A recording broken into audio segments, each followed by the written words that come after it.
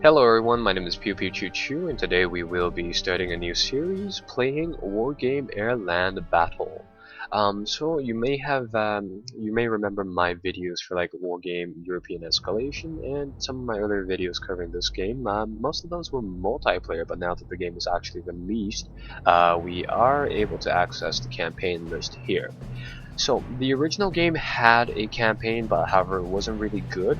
In Wargame AirLand Battle now, you have a Total War-esque campaign tacked on, right? So it's kind of a nice addition where you essentially fight on like a board game cutout type of map, and then you move forward from that, playing individual battles as a real-time strategy game, which is really interesting. And we're going to be playing the second mission here, called Fortress Oslo, and maybe later on we'll cover War in the North, although that scenario is a little extreme, and with that being said, it's a little difficult as well.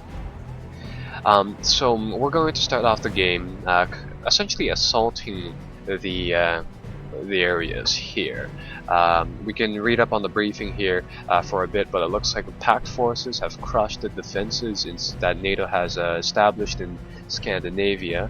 Sweden, Norway, and Denmark have been forced to surrender, which represents total victory for the Soviets and their allies. However, in Germany, the situation has been reversed, and we have actually made great pushes inside Germany. Now, NATO is back on the offensive, so we are essentially tasked with the job of sweeping into Scandinavia. In the long campaign, that one, I played it for a little bit because it said very hard, and I thought it would be very fun to do a let's play on. Unfortunately, it wasn't. It was actually a brutal campaign. You start off as the Scandinavian countries listed here, and then you essentially I think this particular campaign actually takes place slightly after that one, the really long campaign, in which you kind of defend all of these provinces from the Soviet invasion, which was really, really hard. Anyways, jumping into the game finally now. We have a couple of things that we can do. First and foremost, we have the British have committed their first infantry brigade over here. We're going to move that to Copenhagen because that's one of our objectives. Ultimately, we win either by using this morale points system, where we eliminate enough troops to kind of balance that into our own favor, or we capture the three capitals, which is Copenhagen, Stockholm, and Oslo. So for now, we're going to move one of our units to Copenhagen. The other thing we can do is we can buy units and other stuff. On day 0, 1, 2, 3, and 4, various different reinforcement units come, or rather become available, which is rather nice. For now, let's move into Copenhagen because it looks empty, and let's get our navy to bombard it, simply because that also does something for us.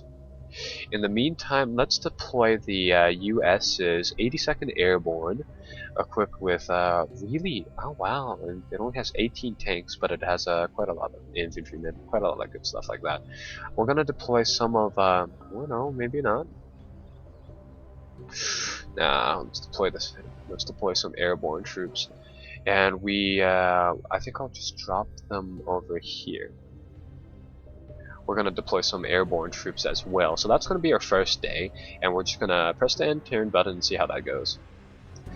Our airborne troops are dropped onto this tile right here, fighting the 367 Guards Motorized Regiment, which has taken some damage. And to the south here, our troops appear to be moving to Copenhagen without any problems. Yeah, I can tell for sure that this is actually after the really big campaign we saw there inside the menu, simply because I fought those guards divisions inside that long campaign, and let me tell you, those guards divisions were absolutely brutal. They absolutely kicked my ass. Okay, so well, we deployed in a rather unique location because we're playing as an airborne troop, and we kind of deployed in the middle of nowhere. We get to deploy on we get to deploy on every single map tile we want, but the penalty that goes along with it is that we are initially surrounded by the enemy, unfortunately. With that being said, we need to figure out a way to move out of here as soon as possible, and I have a feeling this tile is our key. I'm going to base my plan off of the Market Garden plans in World War II, which is essentially to drop paratroopers here at major victory locations or near them, and then really push up with infantry and stuff and such like that. So that's kind of our plan for now. We're just going to push up with a lot of infantry and a lot of other good stuff, and hope that we can kind of overrun the enemy. Let's deploy some more of our infantrymen here. We'll just get a nice little group of troops like that to move up for us. And in the meantime, we might buy a few airplanes as well. We'll buy one Nighthawk, which is a stealth bomber type of thing, really effective. And I think we'll buy, I don't know. Buy a few Fighting Falcons, I guess. So we're going to try to move to this location. And the reason we're going to do that is that if I zoom out, you'll see that there are two arrows over here, and that represents flight pathways for aircraft, although I think we're able to use them irregardless, simply because I'm going to get rid of the Fighting Falcon simply because we might not be able to use it. I think we can use it irregardless simply because we are an airborne troop, but one of the things that we had to consider is that we really need that reinforcement point so we can get more troops onto the field later on, and that's kind of why I want that.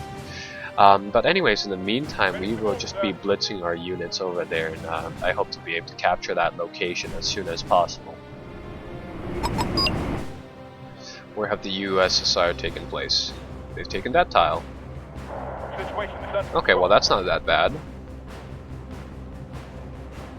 I don't plan on controlling, oh, there they are. Yeah, let's get all of our units to start moving inside this general direction. I just kind of wanted to get my tanks rolling and start blitzing the enemy. And I believe they always had it's rather strange if you think about it, how we have tanks even though in theory all we would have is infantry because we are airborne.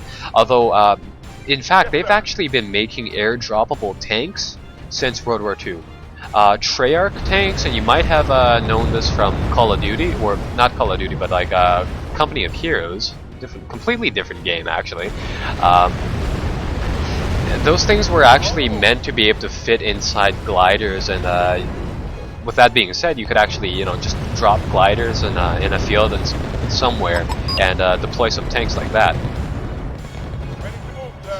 In the meantime, this blitz is actually going fairly well. We're decimating their infantry, so that's one thing.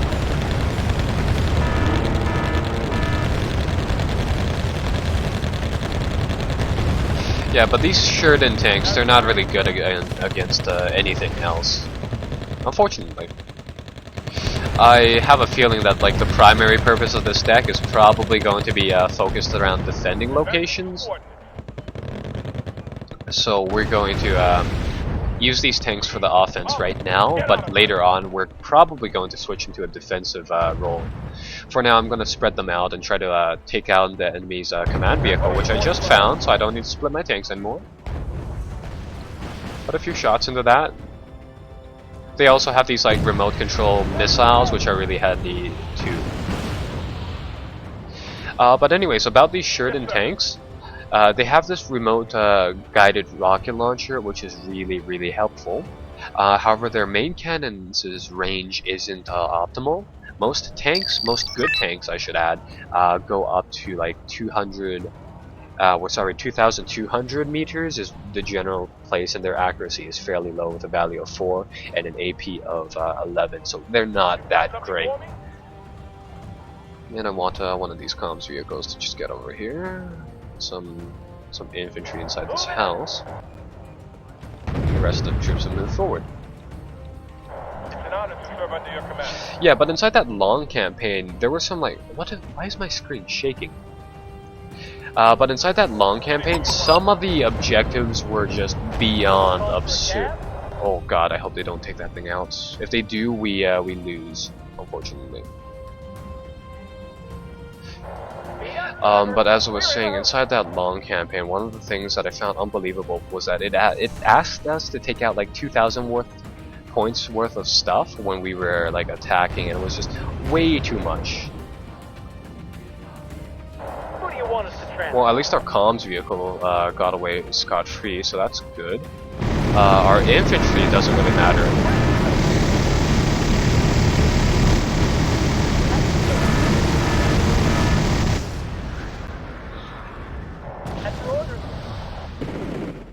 Come on, deploy.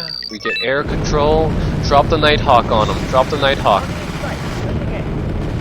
This thing should just absolutely devastate those troops. They're all clustered up there, so a single bomber should be able to drop its payload and just absolutely decimate those troops. Let's see what this missile does.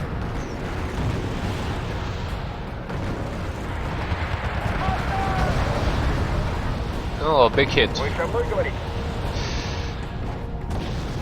It would appear as if, yeah, I didn't talk about the victory conditions, did I? On the side of the screen here, essentially how this game is victory goals is essentially calculated is that first and foremost, if you take out all of the command vehicles marked with the little star, then you win. Alternatively, you can win by either running down the clock, if you're defending, I believe, or even better, using this system right here called the victory points. So essentially you'll see that every time we take out a unit, which is any minute now. Okay, maybe not. If we go to the production tab here, you'll see that every single unit has a different cost associated with it. So if I were to deploy this unit, it would cost 21 points. But in addition to that, if an enemy takes it out, they would gain 21 victory points. And according to the side little tab here, if they took out 3,000 points worth of stuff, then they win. This battle, at least. Not the campaign, just a mission.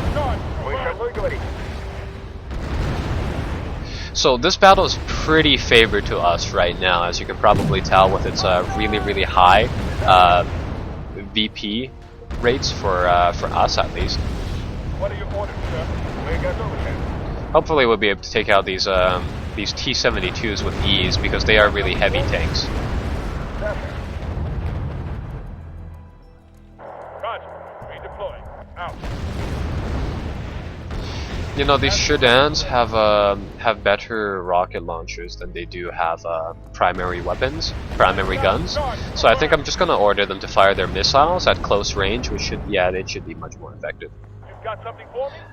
Okay, so now we're fairly close to our victory goals. I'm just gonna pull my units back just for now. Ready to move, sir. Because then we magically have a supply route, and then we can buy some supply trucks to refuel our units and rearm them. This game's fairly realistic. It's not so realistic that it's not fun to play, but it's definitely fairly realistic. One of the things you might notice is that all the troops do carry ammunition, so we do have to resupply them on that. We also have to repair some of these tanks. But another thing that it does is that as we play this big campaign, we will be gradually taking losses, obviously. And you may have noticed that there's a number below the unit's veterancy. So if I highlight a unit over here, you see that in the top little corner there, it'll say that it costs 16 points to deploy, but in green, it'll say that we have 18 units there, which means that we can only deploy 18 assault engineers until this particular unit actually runs out of them. And then I don't believe there is a way to actually, resupply those, get more units. So for one, it'd be really shitty if we ran out of assault engineers. It'd be actually really shitty if we ran out of these light rifleman units, because these are really good. Missile swarm! Yeah, that's the nice thing about ATGMs, is that they can just fire massive barrages like that. Yes, sir. I'm not sure if these cargo these cargo things come back, because you only get 16 of them. And that's really low for a unit this size. think what I'm going to do is that I'm gonna get the tanks to go over here because we definitely know that there's some enemy troops over there.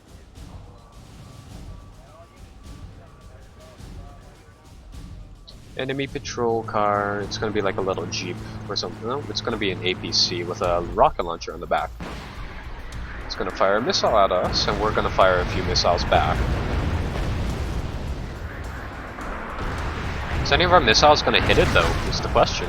Yes, one knocked it out. This should actually be the end of the first mission if something hits this.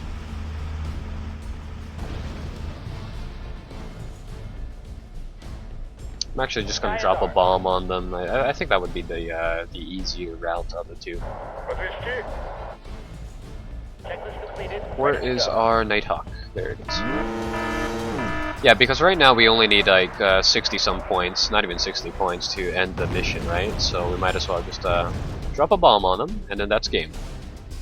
So, easy first scenario, we won it. We took a few losses, I think, not so much, nothing that we can't replace right now, so that's a victory for us. The Guards Regiment was routed, the Airborne won a battle, that is good. They lose some initiative points, they gain some morale. Initiative points is what you use to move around and stuff like that. General HQ has put commando members of the 10th Special Force Group at our disposal to strike behind enemy lines. Ooh, helpful.